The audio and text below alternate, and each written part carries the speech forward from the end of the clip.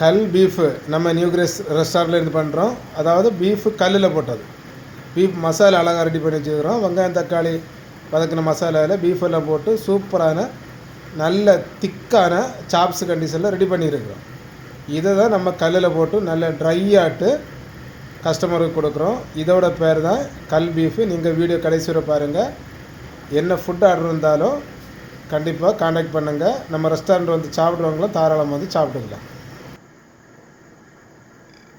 கல் பீஃபுக்கு தேவையான வெங்காயம், பச்சை மிளகு, தக்காளி இவ்வளவும் கட் பண்ணி வச்சுருக்குறோம்.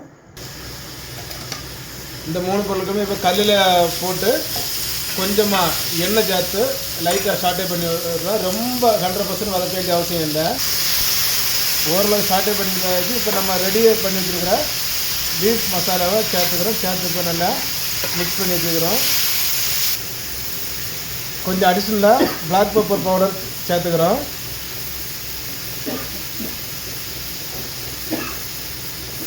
நல்லா ட்ரை ஆகி பாருங்கள். அந்த மசாலாவில் உள்ள லைட்டாக கிரேவி இருக்கும். இப்போ கொஞ்சம் உப்பு கம்மியாக இருந்து கொஞ்சம் உப்பு தூவிக்கிறோம். ஆவரேஜாக இருக்கும், ரொம்ப ஜாஸ்தி ஆகக்கூடாது. நம்ம 2 நிமிஷம் போல நல்லா புரட்டி விடுற டைமில் சூப்பராக ட்ரை ஆகி வந்துடும். கல் பீஃப் அப்படிங்கிற ட்ரையாக தான் இருக்கணும். இப்போது கருவேப்பிலை சேர்க்குறோம். பச்சை கருவேப்பிலை இனி ஒரே ஒரு வாட்டி புரட்டினா போதும். கருவேப்பிலை ரொம்ப வாடி போகக்கூடாது. அப்படியே மல்லி இலையும் சேர்த்துக்கிறோம். சூப்பரான கல் பீஃபு ரெடியாக போகுது. நல்லா புரட்டி விடுறோம். ஒரே ஒரு வாட்டி நல்லா புரட்டி விட்டார் போதும்.